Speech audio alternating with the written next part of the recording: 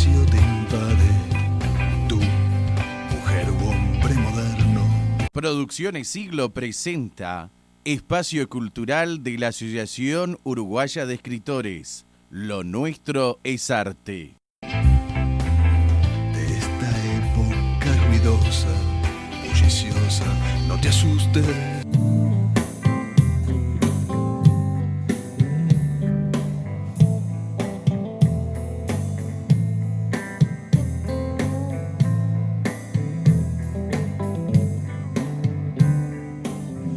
Estamos al aire en FM Ciudadela, 88.7 del dial, en Esto es Arte. Mi nombre es Daniel Fernández Corch y junto a la periodista Anisa Todaro los acompañaremos en los próximos 60 minutos, conversando sobre distintos artistas, tanto nacionales como del extranjero. En la cabina de control y soporte técnico están presentes Esther Ferreira y Roberto Lagarde. Esto es Arte es un programa que representa a la Asociación Uruguaya de Escritores, AUDE. Aquellos que quieran saber sobre los contenidos que publicamos pueden acceder a la página web que es audeuruguay.weebly.com. Y quienes quieren comunicarse con nosotros lo pueden hacer escribiendo el correo asociacionuruguayaescritores@gmail.com.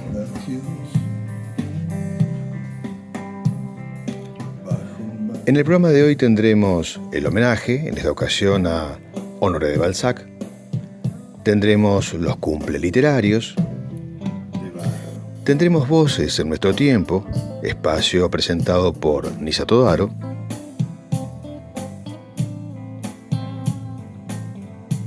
Y Aventurera de la Historia, que conduce Isabel Sotelo de Francini.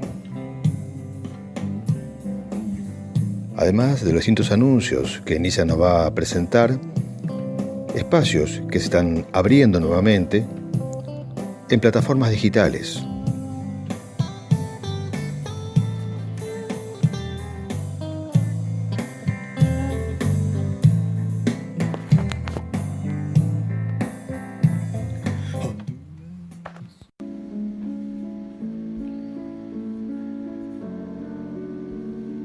Hoy voy a comenzar los anuncios hablando de la medicina biológica esencial y en esta oportunidad traemos un tema muy especial. Claudia tiene obesidad mórbida. ¿Cuáles son las metas de Claudia? Poder realizar una vida normal, ya que las personas la rechazan, no se siente bien con ella misma, tiene dificultad para moverse, dolores en la espalda, entre otras cosas. La obesidad puede traer aparejado el colesterol elevado, la diabetes, falta de aire, ronquidos, etc. Esta paciente necesita un profesional que se ocupe de manera especializada y sin ser juzgada, que no solo se centre en su peso sino en un todo, y así poder salir adelante para no defraudar a quienes ama. La doctora Rosana Guerra puede realizarle un tratamiento que colme con sus expectativas, ya que sufre con esta situación que definitivamente la desborda, y ella podrá ayudarla a lograr los objetivos deseados. Por otra parte, Claudia se interiorizó del método que ella utiliza, se informó sobre la medicina biológica esencial, buscó detalles en las redes sociales a raíz de ver los avances logrados por una amiga que pesaba 110 kilos y que disminuyó considerablemente su peso y hoy se siente mejor y fue atendida por la doctora Rosana Guerra. Ahora les voy a pasar un audio.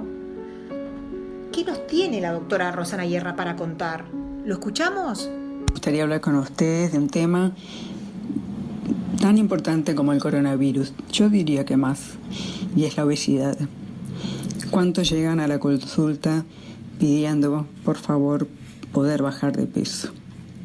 El problema ya comenzó en el siglo pasado, ¿verdad? En los años 60, donde se empieza a decir que las grasas, como la manteca, como el huevo, como la yema del huevo, eran las culpables de los infartos. Ese fue el error más grande que se cometió en la historia de la medicina. A partir de ahí, las personas comenzaron a sustituir esas grasas saturadas, esa manteca, ese aceite de oliva, por aceites de mala calidad, por margarinas y sobre todo por muchos carbohidratos. ¿Qué son los carbohidratos? Los carbohidratos son los azúcares.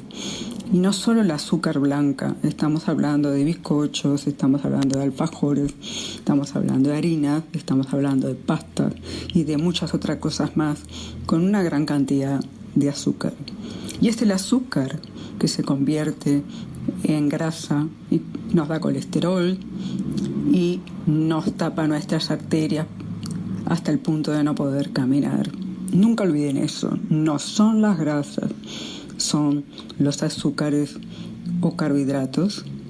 Sepan otra vez que hablamos de bizcochos, de harina, de bebidas cola, cargadas en azúcar que se convierten en colesterol y ese colesterol va tapando nuestras arterias.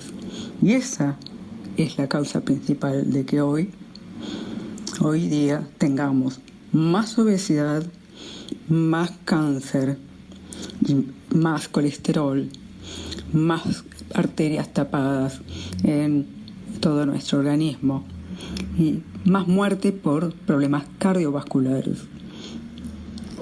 Pero sepan algo más, un factor más que importante. Todo esto se puede prevenir y aquellos que ya lo tienen lo podemos curar.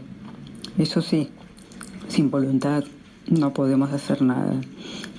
Muy interesante lo que nos dijo la doctora Rosana Guerra. Pero por más información pueden enviar por WhatsApp un mensaje que diga quiero una consulta al 092-148-125. Repito el número 092-148-125, mensaje por WhatsApp que diga quiero una consulta. Ahora voy a pasar a otro tema, es una convocatoria.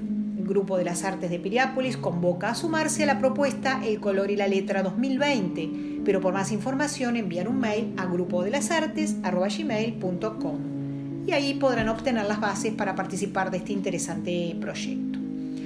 Ahora tengo una invitación para participar de una antología que cuenta con el apoyo de la UNESCO y de la ONU. Es para la difusión del propósito sociocultural que cumplirá homenajeando a 6 grandes personas que cumplen su 100 aniversario de nacimiento, como lo son Mario Benedetti, Idea Vilariño, Julio da Rosa, Juan Pablo II, Chabuca Granda y Dionisio Díaz. El título de la antología, Memorias en el Tiempo. Pero por más información comunicarse por WhatsApp al 098-731-750, repito el número 098-731-750 o al 099-256-837, repito también el número 099-256-837. Bueno, hasta ahí voy con los anuncios que teníamos previstos para el día de hoy.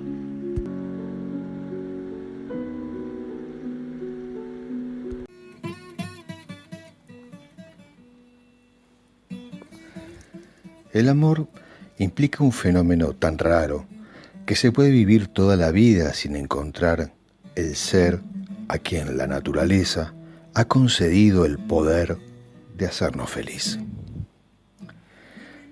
Esta es una frase que dijo Honoré de Balzac, a quien vamos a homenajear hoy. Recuerden esta frase porque va a conectar con mucho de lo que hoy vamos a comentar sobre la vida de él. Y terminaremos con otra frase también que redondea un poco esta idea que formó parte de su vida. Así que bien, como les decía recién, vamos a conversar sobre este escritor nacido en Francia en 1799 en la provincia de Tours y que falleciera en París en 1850. Con 51 años, muy joven, un hombre muy joven para nuestro presente. Es interesante cómo aspectos de la vida siempre se mezclan con la obra de un autor, sea esto deliberado o no, consciente o inconsciente, o tal vez como reconciliación espiritual con el propio escritor. El caso es que La colmena humana, obra, podríamos decir que fundamental de Honoré de Balzac, se asocia a su pasado. ¿Cómo? Bien. Como un mecanismo de supervivencia, diría yo. En realidad, un mecanismo de supervivencia de su padre, de Bernard François Balza, padre de Honoré de Balzac. Y ahora les contaré la historia por qué Balza de apellido. Resulta que Bernard, o sea, papá de Honoré, había nacido en un hogar muy humilde. Su familia trabajaba la tierra, eran agricultores y, por cierto, muy pobres. Pero dentro del gran espectro que abarca los mecanismos sensibles de la condición humana, y subrayo, condición humana, están también los de supervivencia, como decía recién. Incluso la elección de aquellos caminos que el ser humano elige para superarse en todos los ámbitos, asumiendo riesgos, cometiendo equivocaciones o arriesgándolo todo si fuera necesario, como sucedió más adelante con el propio Honoré de Balzac. Como si la condición humana no lo abarcara todo. Bernard, el padre de Honoré de Balzac, fue muy ingenioso y para salir de la pobreza, con solo una instrucción o una educación muy básica en sus conocimientos, dado incluso por un familiar que era o había sido sacerdote, Bernard Balza, y reitero, no Balzac, deja su aldea natal y viaja a París, con el objetivo de mejorar su estatus social. Como era muy emprendedor, encuentra trabajo en la Secretaría del Consejo del Rey, y estando allí, se las ingenia para cambiar su apellido por el de la familia Balzac, una familia aristocrática que en ese momento ya no tenía descendientes, y aún sin tener un permiso oficial, comenzó a elaborar una nueva identidad, una nueva historia, de la que afirmaba tener un linaje aristocrático. En ese momento Bernard se hallaba muy bien relacionado en lo social y también había logrado una fortuna que le permitía vivir, entre comillas, como aristócrata, ¿no? Como si procediera de una clase social alta. También consiguió otro puesto jerárquico mucho más adelante en el poder que le habían conferido, haciendo relaciones muy importantes a sus intereses. Un hombre muy, muy vivo, siempre lo hubo en todas las épocas, ¿no? Bernard contrae matrimonio con una joven de 18 años, hija del dueño del banco para el que trabajaba, pero a pesar de la diferencia de edad, dado que Bernard tenía 50 años y la joven 18, como dije recién, la familia de la novia está de acuerdo, y así nace Honoré de Balzac y también sus hermanos.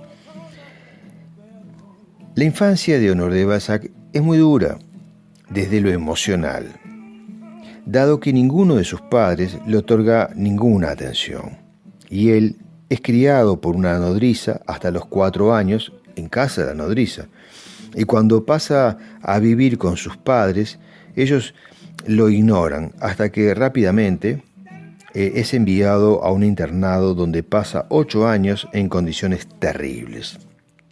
No tenía vacaciones, era golpeado por sus profesores porque no memorizaba los textos de estudio, método que regía en ese lugar, en ese centro educativo.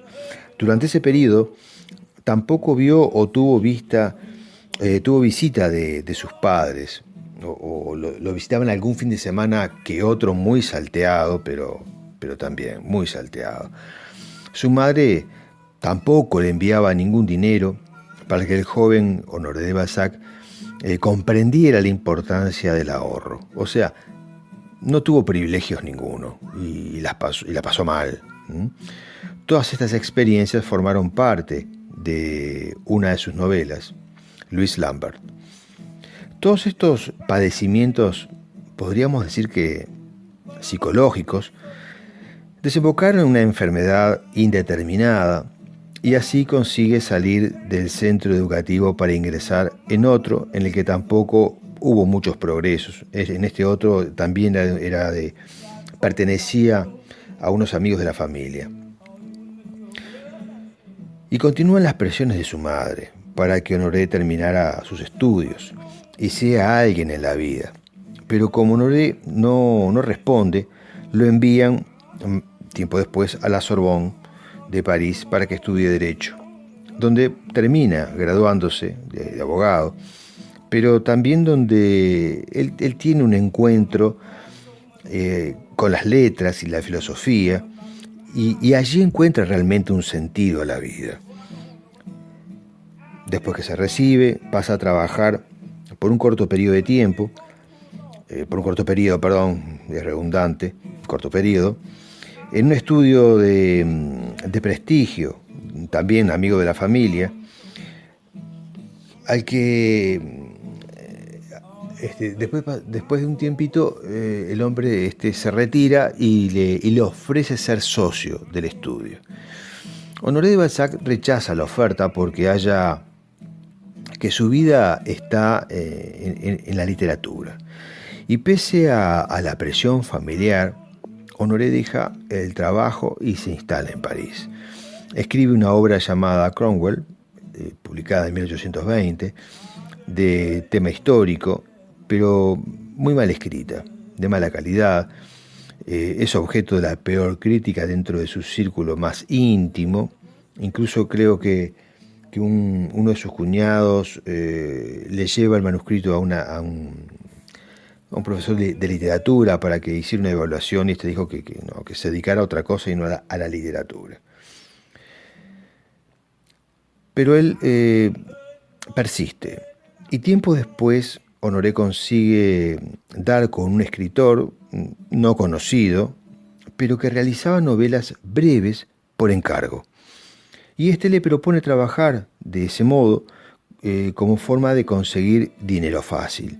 Así que durante un año Honoré de Balzac escribe casi cualquier cosa por encargo y además bajo seudónimo.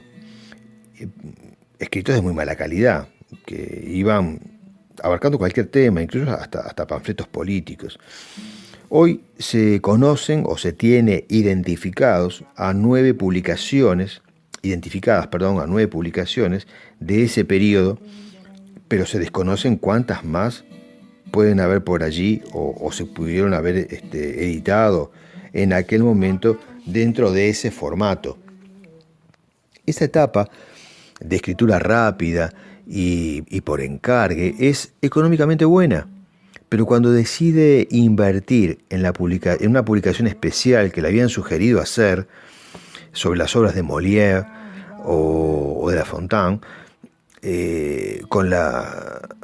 en ediciones caras, muy especiales, en un momento inadecuado, él no era comerciante y pierde una gran fortuna que había ganado escribiendo como lo hacía por encargue, pero lo pierde todo y además en deuda.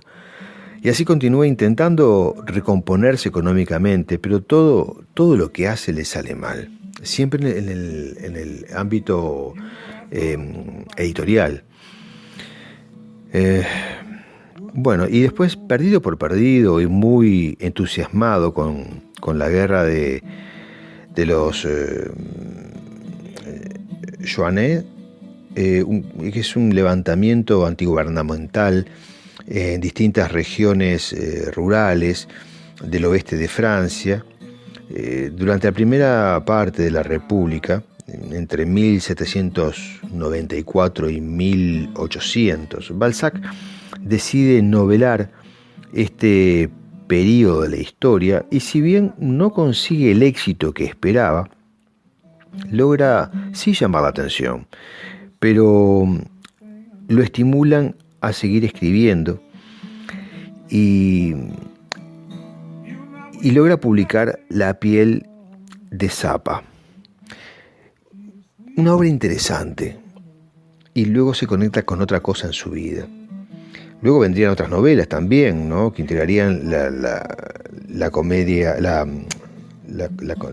comedia humana, sí, bien digo. En esa etapa de su vida, Honoré de Balzac conoce el éxito, pero continúan sus malas inversiones y los acreedores le persiguen. Incluso es estafado con la compra de una mina de oro en Cerdeña que no tenía más nada que extraer, solo piedra. Pero en ese momento también conoce a la condesa de origen polaco, Eulinda Hanska, quien lo contacta ella por carta después de haber leído esa primera novela, La piel de Zapa, con la que había tenido cierto éxito. Y así comienzan a escribirse, y ella lo hace con el seudónimo de La extranjera, correspondencia que se mantiene durante 15 años y en la que entretejen un entramado sentimental que para Balzac se transforma en el amor de su vida y para la condesa en un mero entretenimiento. Pero él no reconoce la situación y tiempo después viaja a Rusia por ella para conocerla personalmente. Y ahí se encuentra con que la condesa, y no princesa como Balzac imaginaba, estaba casada. Y ella solo lo había buscado para entretenerse en la soledad de su hacienda en Ucrania. No obstante, Balzac tiene relaciones con ella, se encuentran en Suiza y se presenta además como un amigo de la familia. Cuando fallece el barón de Hanska, Balzac cree que ella se casará con él y comienza ella a poner excusas de todo tipo. Permisos que su título nobiliario no le concedían. También creo que le había puesto la excusa de una hija que estaba perdida o extraviada, tema de papeleos, bueno, hasta que excusa tras excusa Balzac viaja nuevamente y bueno, tiene una conversación con ella y ella como que accede, pero ella sigue dura en ese tema, pero hasta que Balzac se enferma de salud, y digo, su salud se deteriora rápidamente, y ahí es cuando la condesa accede al casamiento, viendo que Balzac no sobreviviría. Ella no solo no estaba enamorada de él, sino que tampoco quería poner en riesgo ni su prestigio, y mucho menos su fortuna. Entonces Honoré de Balzac fallece 3 meses después del casamiento. Honoré de Balzac nos deja así 18 novelas, 2 ensayos y muchísimos cuentos. Quizá quedé pensando Balzac muy consciente sobre el amor no correspondido, es que nos ilustró con la frase que mencioné al comienzo del homenaje. Pero bueno, concluiré con otra frase que continúa en la misma línea de pensamiento en relación al amor. Y Balzac también escribió o dijo, ¿puede uno amar sin ser feliz? ¿Puede uno ser feliz sin amar? Pero amar y ser feliz es algo prodigioso. Creo que Honoré de Balzac sí estuvo muy enamorado de la condesa. Lamentable que haya elegido mal, por eso la frase anterior. Pero bueno, hasta acá llegamos con la primera parte de este homenaje a este gran escritor, y luego Yanisa le va a comentar sobre aspectos de su obra.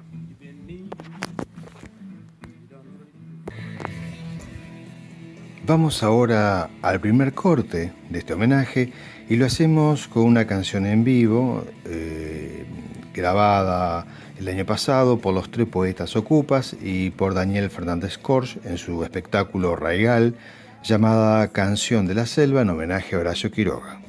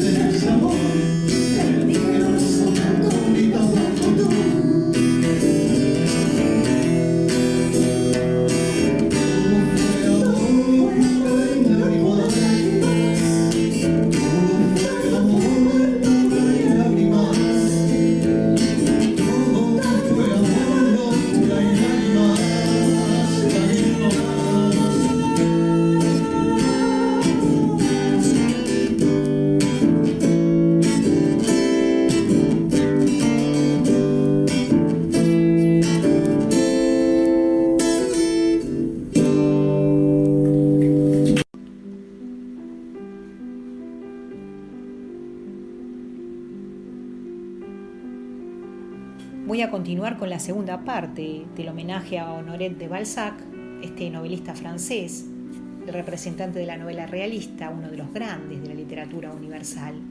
Es realmente un maestro de las letras de habla francesa del siglo XIX.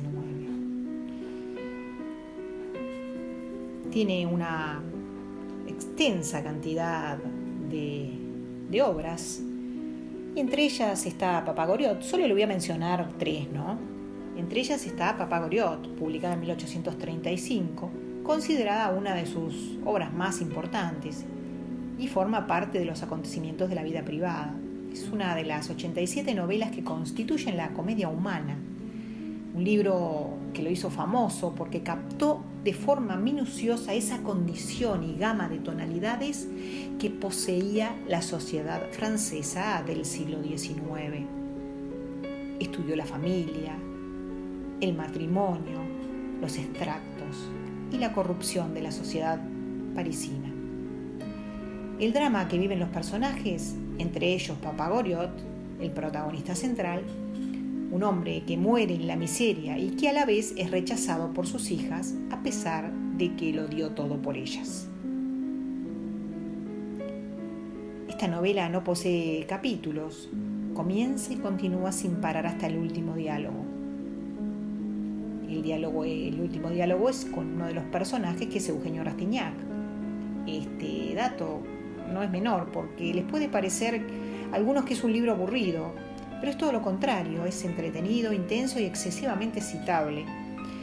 En ella se puede apreciar claramente la negligencia de los hijos hacia los padres, y lo vemos porque solo aparecen en dos momentos: cuando los necesitan para pedirles dinero o para verlos antes de su muerte. El tema principal de esta novela es atemporal y universal. El argumento lo toca de una manera realista porque lo que le pasó a Papá Goriot pasó y seguirá pasando. Cuando leemos los monólogos del personaje central, uno no puede dejar de sentir tristeza por esa falta de reciprocidad hacia el progenitor. Él vivía a través de sus hijas y lo único que deseaba era verlas satisfechas, al punto de hacer cualquier cosa para cumplir sus deseos. Papá Goriot posee un gran corazón, pero es bruto, escaso de mente y de educación, y por eso todos se burlan de él. Para sus hijas se convirtió en un ser impresentable en sociedad, a tal punto de no ser bienvenido en sus casas. El abandono hacia el protagonista se percibe claramente y en Papá Goriot se puede apreciar ese amor puro que tiene como padre. Pero su destino será trágico y no tendrá evolución.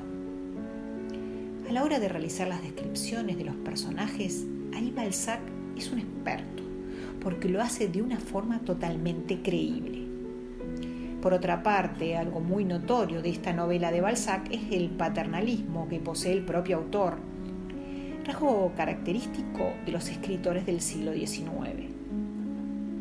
Rastignac se entrega a los vicios de París y este cambio le lleva a Balzac una sola página. Y esa prisa sorprende. La evolución de este personaje es verlo como un hombre que se unió a la ruindad de París para tratar de ser alguien y se sumergió en los más claros derroches, pero mantuvo sus buenos sentimientos intactos. Pero a pesar de todo ese sufrimiento que experimentó, decidió continuar inmerso en esa vida, desafiándola. Pero no sabemos de qué forma, porque termina el libro diciendo: ahora nos veremos las caras, tú y yo. Con estas palabras está citando a París. Otro libro de Balzac es La piel de Zapa, 1831. Sucede en París a comienzos del siglo XIX. Trata de la historia de un joven quien encuentra un pedazo de piel oscuro mágico que cumple todos los deseos. Por otra parte, por cada deseo concedido, la piel se achica y consume una parte de su energía vital. La piel de Zapa pertenece al grupo de filósofos Études, de la secuencia de las novelas de Balzac pertenecientes a la comedia humana. La novela emplea ingredientes fantásticos, aunque el rumbo principal es una representación realista hacia los excesos del materialismo burgués. El tema central del libro es esa disputa entre el deseo y la longevidad, entre escoger una vida profunda pero breve o larga pero contenida. La piel mágica representa la energía física de su dueño, que se agota con cada deseo. ¿Qué hizo Balzac antes de culminar con este libro? Publicó una serie de artículos y segmentos de la obra para crear cierta expectativa en los lectores. Y realmente lo logró, porque a pesar de que su publicación se retrasó 5 meses, la novela se agotó rápidamente. Otro libro de Balzac es Eugenia Grandet, 1833. La historia de esta novela la podemos comparar con muchas chicas que lo tienen todo en el mundo, pero no son felices porque no han encontrado el amor verdadero y solo se acercan a ellas en busca de su dinero. Por otra parte, vemos la avaricia del padre de Eugenia, que es tan grande que lo lleva hasta enojarse con su propia hija por el oro. Él solo busca aumentar y aumentar sus arcas y trata de gastar lo mínimo privándose de muchas cosas. Los pretendientes de Eugenia solo tratan de alcanzar la fortuna que tiene su padre. Por eso, como ya les dije, se acercan a ella y ella solo vive ilusionada con el amor, tema recurrente hasta el día de hoy. Mientras unos se preocupan solo por lo material, otros piensan en los sentimientos y esto último vive Eugenia, que no le da valor a lo material. una novela realista que refleja la realidad actual. El dinero domina la política, las costumbres, las leyes y hasta los sentimientos. Aquí reina solo el interés por el dinero a tal punto que logra vencer los más nobles sentimientos y hasta cambiar la personalidad de las personas que logran obtenerlo. La historia transcurre en la ciudad francesa de Saumur, en la gran casa solitaria y fría de Eugenia. Ella es una chica llena de gracia y posee una ternura casi angelical. Balzac narra la obra en tercera persona y utiliza un narrador que sabe todo lo que piensan y conoce a cada personaje. Para situarlos un poquito en el tiempo, la historia va desde el cumpleaños de Eugenia hasta su casamiento, y allí transcurren más o menos unos 7 años. Luego muere su esposo y pasan 3 años más, o sea que llegamos a un total más o menos de 10. Llegamos a plena caída de Napoleón, y luego comienza el auge de la monarquía. En suma, Eugenia no halla la felicidad en este mundo real, entonces su mirada se dirige hacia otros destinos como lo son los espirituales o la eternidad celestial. Esta excelente obra nos deja un mensaje. No debemos hacer del dinero algo obsesivo, sino que debemos disfrutar la vida, de las cosas que tenemos, y que es mejor ayudar a los demás que ser egoísta, inclusive hasta con uno mismo. Balzac dedicó esta novela a María Dufresnoy, su amante y madre de su hija, Marie-Caroline Dufresnoy, a quien algunos consideran la real Eugenia Grandet. Hasta ahí voy con el personaje que elegimos con Daniel para homenajear hoy.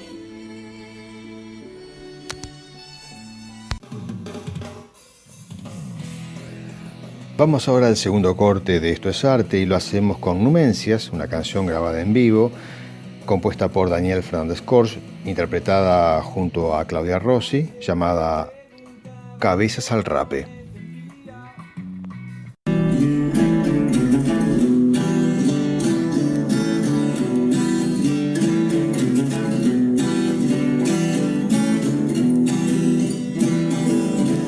Creció en un mundo despiadado, reducido y fragmentado.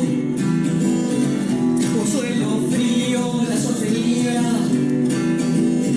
en el posadero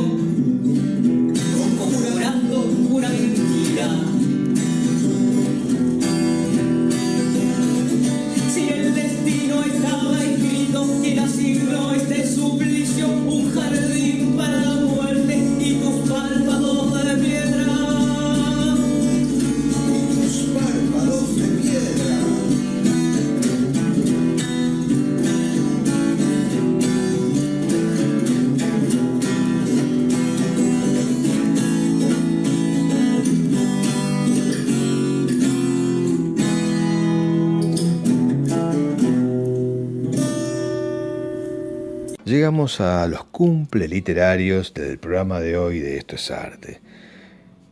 Celebraremos el nacimiento de Charles Bukowski, que nació un 16 de agosto de 1920. Quien naciera en Alemania, pero su obra está asociada a la ciudad de Los Ángeles, donde pasó gran parte de su vida. Charles Bukowski, como todos saben, es el símbolo del realismo sucio.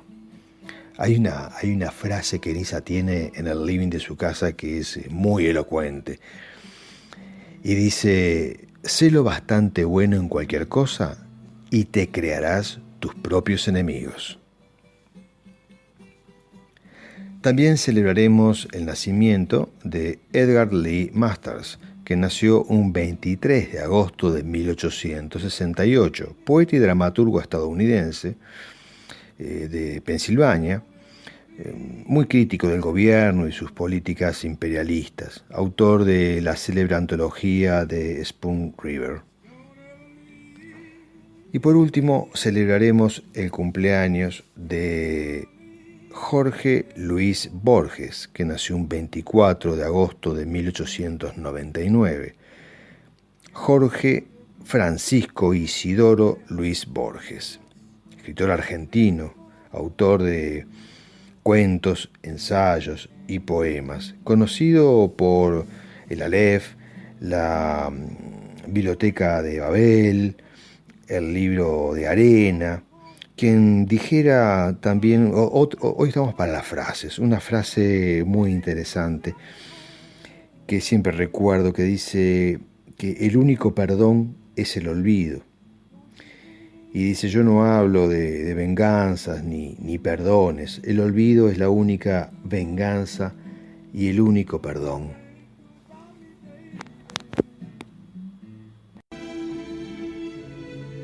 Voy a comenzar Voces en Nuestro Tiempo con alguna frase de quién. ¿De quién podría ser?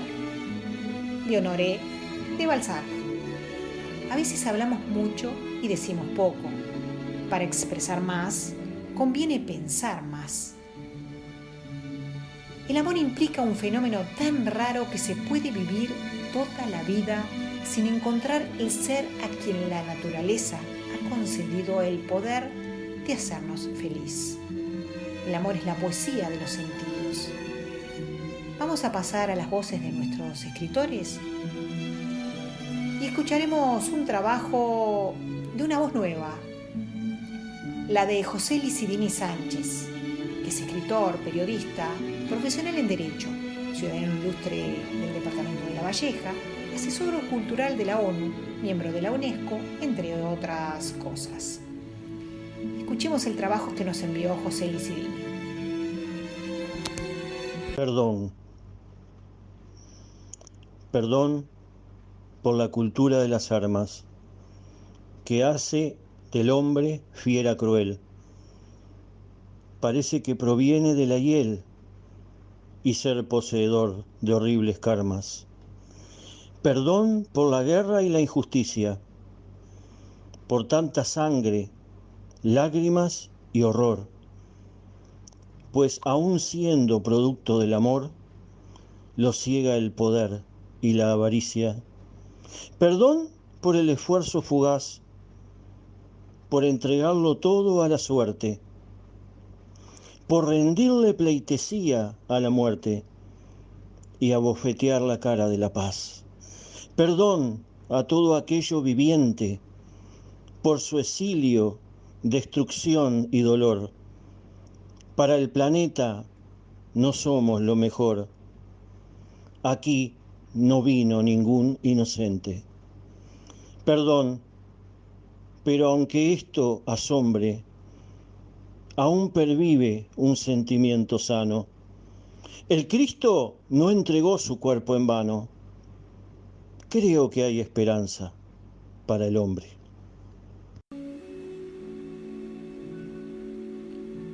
Bueno amigos, llegamos al último bloque, el bloque sorpresa del programa, Aventurera de la Historia.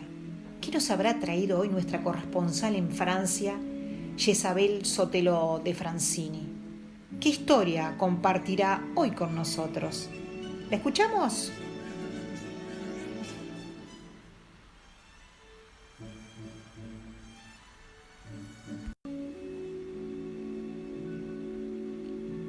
Bueno amigos, llegamos al último bloque, el bloque sorpresa del programa, Aventurera de la Historia. ¿Qué nos habrá traído hoy nuestra corresponsal en Francia, Jezabel Sotelo de Francini? ¿Qué historia compartirá hoy con nosotros? ¿La escuchamos?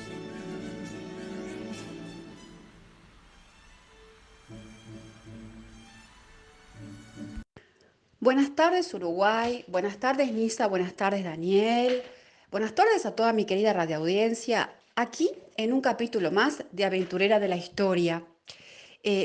Bueno, esta vez vamos a continuar nuestra aventura con el castillo de Chenonceau, castillo que comenzamos a hablar un poco de su historia la semana pasada, en la cual recordamos un poco toda la etapa de su primera constructora, que fue Catherine de Brisonnet, casada en su momento con Thomas Boyer, un gran jefe militar que estaba al servicio de Francisco I en las campañas al Piamonte. Contamos en esta oportunidad también que el castillo lo va a perder, la familia lo va a perder, la familia Boyer, concretamente los herederos, porque el rey Francisco I había encontrado una malversación de fondos de parte de Boyer y de la familia de Catherine de Brisonnet.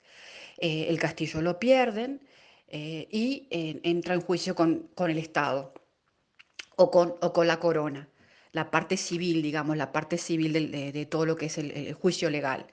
Después, cuando llega al poder Enrique II, se lo va a obsequiar a Diana de Poitiers, que es la amante, 20 años mayor que él, que hemos hablado muchísimo de este personaje y todas las mejoras que hizo Diana de Poitiers, y que dijimos que lo había adquirido por 20.000 libras en el año 1555. Sí, porque si bien lo recupera el heredero, Antoine Boyer, se ve forzado a venderlo.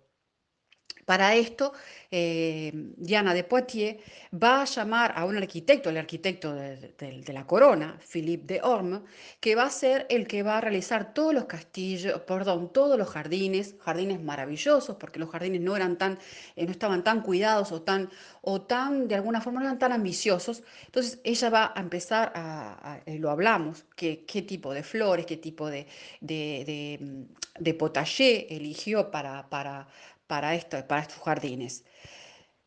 Pero bueno, Enrique II muere en un accidente, dijimos, haciendo los festejos de la boda de su hermana y de su hija Elizabeth, con el rey de España, con Felipe II, y para esto realiza un torneo en el cual él va a sufrir un accidente gravísimo, accidente mortal, que en 10 días abandona la tierra, muere. Para esto, Catalina de Medici, recordemos, la esposa del rey, lo primero que va a hacer es despojar a Diana de Poitiers de Chenonceau y a cambio ofrecerle la propiedad de Chaumont. Es un castillo que hablamos también, es un castillo que está sobre la Loire, contrariamente a Chenonceau, que es un castillo que es un afluente de la Loire, que es el río Cher, o Cher. Pero Catalina, además de pedirle el castillo, le pide también las joyas de la corona que estaban, parecería, guardadas en el castillo de Chenonceau.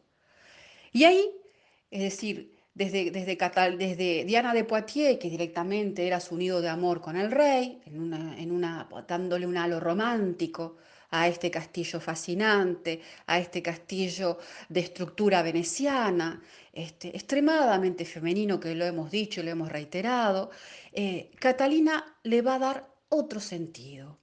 El castillo va a pasar a ser un castillo con el objetivo principal es dar grandes fiestas, porque detrás de todas esas grandes organizaciones festivas, detrás de todo eso, Catalina va a centralizar su poder y va a ejercer el poder de Chenonceau por parte de la seducción y así realizar el espionaje, algo que tanto le fascinaba a su familia, a los Medici. Para esto, Catalina va a continuar con los servicios de Philidorme y va a agregar más jardines. Los jardines van a ser de gran extensión, va a haber plantas exóticas que se traerán en las determinadas estaciones que estas plantas pueden proliferar. miles de plantas, miles de flores, en un concurso sensorial maravilloso. Diana de Poitiers va de alguna forma a mejorar toda la estructura edilicia y estética del castillo. Pero como dijimos, el objetivo principal era dar las grandes fiestas. Catalina, desde que pone los pies en Francia, empieza con esa concepción de dar grandes fiestas para sus invitados, para la gente de la corte, para los embajadores. Catalina va a llamar a un personaje muy especial que ya había venido desde Italia en épocas de Francisco I, conocido como Primatice o Primatis para los franceses, que es un gran pintor y decorador italiano. Pensar en el siglo XVI en decorador en la forma que hoy conocemos, un decorador de interiores, un decorador para poner temas en escenas, realizar instalaciones, diríamos hoy. Era un realizador de instalaciones, las cuales eran muy efímeras, porque simplemente servían para las fiestas. Y es a partir de ahí que Primatice va a encargarse de decorar todo lo relacionado con la boda de Francisco II y de María Estuardo. Poco les va a durar, recordemos, porque Francisco va a morir tempranamente y María Estuardo irá o partirá para Escocia a tomar la corona. Para esto, él va a realizar grandes arcos de hiedra por donde van a pasar los novios, decoraciones extremadamente maravillosas y que sobre todo nos cuesta pensar que en el siglo XVI podría existir un individuo que realizara este tipo de instalaciones. Debemos también recordar que por ejemplo, el rey Carlos IX, que es el otro segundo hijo que va a suceder a Francisco II, por ejemplo, para el año 1559, Primatice, en una fiesta que va a dar el rey, va a presentar un cuerpo como de baile de mujeres en las cuales son sirenas, representan sirenas. Y va a coronar todo el jardín de estatuas maravillosas, colosales, por ejemplo, como se sabe, del dios Hermes. Esto es realmente fascinante, lograr imaginar todo esto es algo impresionante. Antorchas, enormes antorchas de árboles que para esto se servían de una región muy cercana que se llama Mont-Richard. Y no se escatimaba absolutamente nada para poner en marcha unas fiestas de esta naturaleza.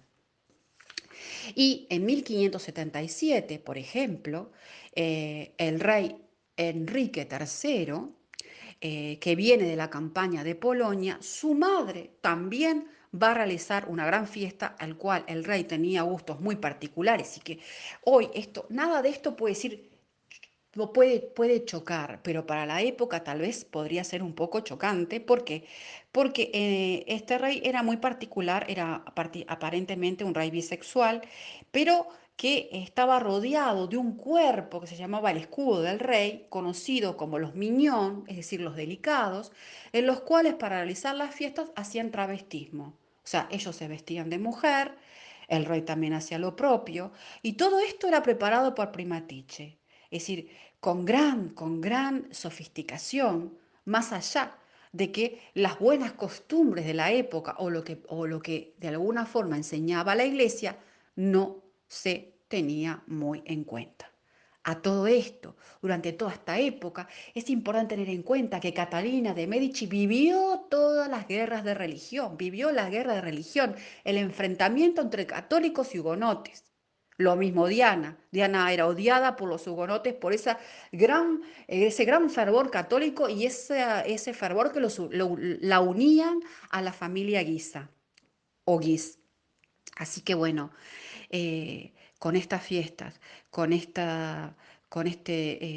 podemos decir, esto tan encantado, tan maravilloso, que nos deleita del punto de vista de los sentidos de la imaginación.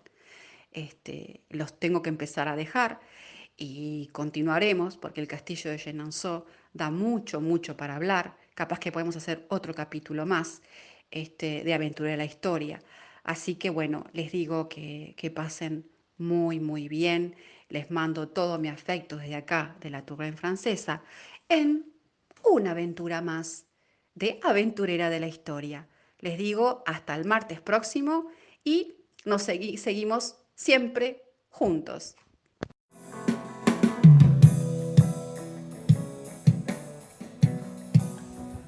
Amigos, hemos llegado al final de otro programa de Esto es Arte. Mi nombre es Daniel Fernández Corsch y espero que hayan disfrutado de esta nueva entrega, esta oportunidad con el homenaje a Honoré de Balzac.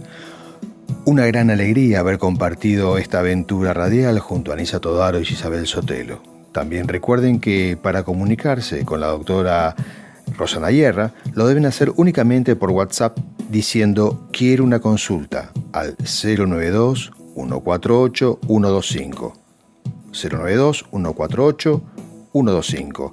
Le vamos también a dar saludos a Marta Estigarribia, Daniel Barbiel, Elba Díaz y Marta Bonilla. Adiós amigos, que estén bien. Nos vamos. Si en algún momento el silencio te invade, tú, mujer u hombre moderno, de esta época ruidosa, bulliciosa, no te asustes, no eres más que un espectador asombrado.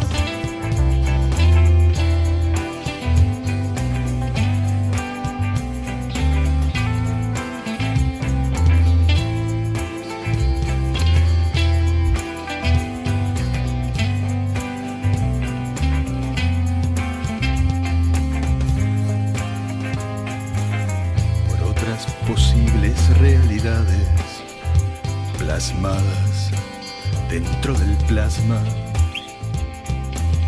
que cobran vida entre nanosaldillas procesadoras del intelecto nuevo. No te asustes o te apartes, no corras, no es malo.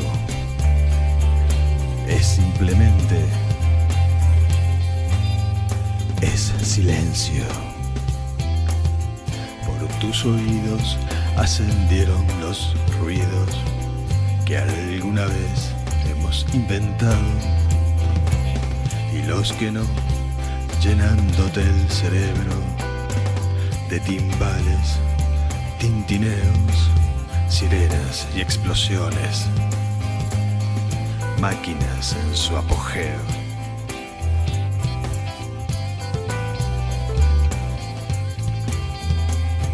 Incluso susurros anónimos, ocultos, detrás de un velo que parece real.